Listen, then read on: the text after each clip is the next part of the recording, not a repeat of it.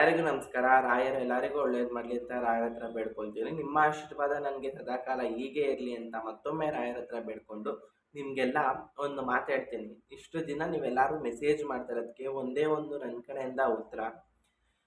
ಯಾರು ನನಗೆ ಇಷ್ಟು ದಿವಸ ನೀವು ರಾಯರಿಗೆ ಹೂವು ಹಾಕ್ತೀರಾ, ಹೇಗೆ ಹಾಕ್ತೀರಾ, ಸರಿಯಾಗಿ ಹೂವು ಇಕ್ಕಿ, ಇಲ್ಲಾಂದರೆ ಕಟ್ಟಿರೋ ಹೂವು ತೊಗೊಂಬಂದು ಪೂಜೆ ಮಾಡಿ ಆ ಥರ ಎಲ್ಲರೂ ಕಮೆಂಟ್ ಹಾಕಿದ್ದೀರಾ.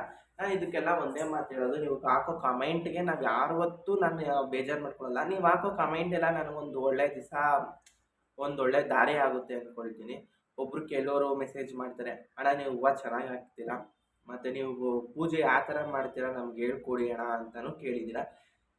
ನಾನು ಅದಕ್ಕೆಲ್ಲ ಟೈಮ್ ಮಾಡಿಕೊಂಡು ಫ್ರೀ ಮಾಡಿಕೊಂಡು ನಾನು ನಿಮಗೆಲ್ಲ ಪೂಜೆ ಹೇಗೆ ಮಾಡಬೇಕು ಅಂತ ನಾನು ಹೇಳ್ಕೊಡ್ತೀನಿ ಒಂದು ದಿವಸ ದೊಡ್ಡ ಲಾಂಗ್ ವಿಡಿಯೋದಲ್ಲಿ. ಇವಾಗ ಒಂದು ನನಗೆ ಯಾವ ಥರ ಅಂದರೆ ಅನುಭವ, ರಾಯರು ನಿಜ ನನ್ನ ಜೊತೆ ನನ್ನ ಬೆನ್ನಿಂದ ಇದ್ದು ನನ್ನ ಕಾಪಾಡ್ತಾ ಇದ್ದಾರೆ ಅನ್ನೋದಕ್ಕೆ ಇದು ಒಂದೇ ಒಂದು ನನಗೆ ಸಾಕು.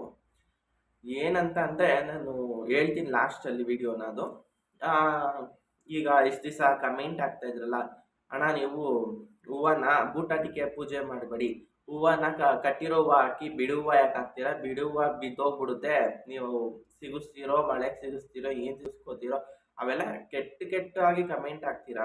ನಾ ಅದ್ರ ಬಗ್ಗೆ ಯಾವತ್ತೂ ಬೇಜಾರು ಮಾಡ್ಕೊಳ್ಳೋದು. ಯಾಕಂದರೆ ನೀವು ಕಮೆಂಟ್ ಹಾಕೋರು, ನೀವು 1000 ಕಮೆಂಟ್ ಹಾಕ್ಕೊಡಿ, ನಾವು ವಿಡಿಯೋ ಮಾಡೋರು ನಾವು 1000 ವಿಡಿಯೋ ಮಾಡ್ಬೋದು. ನಿಮ್ಮ ಕೈಯಲ್ಲಿ ಆದರೆ ವಿಡಿಯೋ ನೋಡಿ, ಇಲ್ಲ ಅಂದರೆ ಸ್ಕಿಪ್ ಮಾಡಿ. ಅಷ್ಟೇ ನಾನು ಹೇಳೋದು ಎಲ್ಲರಿಗೂ ಒಂದು ಮಾತು. ನಾನು ರಾಯರಿಗೆ ಹೋಗಿ ಬನ್ನಿ ಅಂತೀನಿ, ತುಂಬ ಬೇಜಾರಾದಾಗ ಹೋಗು ಬಾ ಅಂತೀನಿ ಅಷ್ಟೇ. ನಾನು ಯಾವತ್ತೂ ನಾನು ಹೋಗೋ ಬಾ ಅಂತ ಯಾವತ್ತೂ ನಾನು ಹೇಳಿಲ್ಲ. ಒಬ್ಬರು ಮನೆಗೆ ದುಃಖದಲ್ಲಿ ಬಂದಾಗ ರಾಯರು ಒಬ್ರನ್ನ ಎಷ್ಟು ಸತಾಯಿಸಿದ್ರು ಅಂತ ಅನ್ನೋ ಅನುಭವ ನನಗೆ ಗೊತ್ತು. 2 ಅವರು ಕರೆಕ್ಟಾಗಿ 8 ಗಂಟೆಯಿಂದ ನಿಂತಿದ್ದಕ್ಕೆ 9-10 ಗಂಟೆ ಆದರೂ ರಾಯರು ಅವ್ರಿಗೆ ಅವ್ರು ಕೇಳಿದ ಪ್ರಶ್ನೆಗೆ ಹೂವು ಕೊಡದೇ ಇದ್ದಾಗ ಅವ್ರ ಮನ್ಸಿಗೂ ಬೇಜಾರಾಗುತ್ತೆ. ನಾವು ಅವ್ರ ಮನೆ ಹತ್ರ ಬಂದ್ರೂ ರಾಯರು ಹೂವು ಕೊಡಲಿಲ್ವಲ್ಲ ಅಂತ ನಮ್ಮ ಮನ್ಸಿಗೂ ಬೇಜಾರಾಗುತ್ತೆ. ಅದಕ್ಕೆ ನಾವವತ್ತು ಆ ರೀತಿ ರಾಯರಿಗೆ ನಾವು ಬೆದರಿಕೆ ಹಾಕೋದಾಗಲಿ, ಮತ್ತೊಂದಾಗಲಿ, ಮರದೊಮ್ಮಾಗಲಿ ನಾನು ಯಾವತ್ತೂ ಕೇಳಕ್ಕೆ ಹೋಗಲ್ಲ. ನನಗೆ ಏನು ಬೇಕೋ ಎಲ್ಲ ರಾಯರು ನೋಡ್ಕೊಂಡಿದ್ದಾರೆ. ಬೂಟಾಟಿಕೆ ಹಾಕಿ ಪೂಜೆ ಮಾಡ್ತೀರಾ, ಬೂಟಾಟಿಕೆ ಪೂಜೆ ಏನು ಬಂತು, ನೀವು ಮನೆಯಲ್ಲಿ ನೀವು ಮಾಡೋ ದೇವ್ರಿಗೂ ಪೂಜೆನೇ, ನಾವು ಮಾಡೋದು ಪೂಜೆನೇ. ಬೂಟಾಟಿಕೆ ಪೂಜೆ ಇಲ್ಲಿ ಯಾವತ್ತೂ ಮಧ್ಯದಲ್ಲಿ ಬರಲ್ಲ. ಈಗ ನೀವು ಅಂತೀರಾ, ಅಣ್ಣ ನೀವು ಬೂಟಾಟಿಕೆ ಪೂಜೆ ಮಾಡ್ತಾ ಇದ್ದೀರಾ, ನೀವು ಯಾವತ್ತಾರು ನಮ್ಮ ಮನೆಗೆ ಬಂದು ನೋಡಿದ್ದೀರಾ ಪೂಜೆ ನಾವು ಬೂಟಾಟಿಕೆ ಹೆಂಗೆ ಮಾಡ್ತಾ ಇದೀವೋ, ಮತ್ತೊಂದು ಮಾಡ್ತಾ ಇದೀವೋ, ಪೂಜೆ ಅಂತಂದ್ರೆ ಸರಿ ನಿಮ್ಮ ಪ್ರಕಾರನೇ ಬರೋಣ. ನೀವು ಯಾವ ಥರ ಒಳ್ಳೆ ಪೂಜೆ ಮಾಡ್ತೀರಾ, ಬೂಟಾಟಿಕೆ ಅಲ್ಲದೇ ಯಾವತ್ತು ನೀವು ಒಳ್ಳೆ ಪೂಜೆ ಮಾಡ್ತೀರಾ, ಅವತ್ತು ನನಗೊಂದು ಕರೆದಿ ನಿಮ್ಮ ಮನೇಲಿ ಹೇಗೆ ಪೂಜೆ ಮಾಡ್ತೀರಾ ಅಂತ ಕರೀರಿ, ನಾನು ಬರ್ತೀನಿ.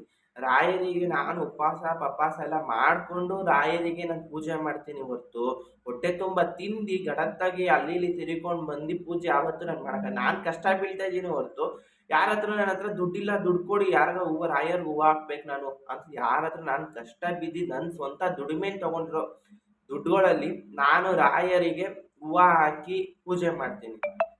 ನನ್ನ ಮನೆಯೇ ಮಂತ್ರಾಲಯ ಅನ್ನೋ ದೇವ್ರದು, ಮನೆಯೇ ನನ್ನ ಮಂತ್ರಾಲಯ ಆಗ್ಬಿಟ್ಟಿದೆ. ಎಲ್ಲಿ ನಾನು ಎಷ್ಟೇ ಬೇಜಾರಾಗಿರಲಿ ರಾಯರ ಮುಂದೆ ನಾನು ನಿಂತ್ಕೊಂಡು ನಾನು ಏನೇ ಒಂದು ಕೇಳ್ಕೊಂಡ್ರು ರಾಯರ್ ನನಗೊಬ್ಬರೇ ನನಗೆ ಪರಿಹಾರ. ಹೀಗೆ ನಾನು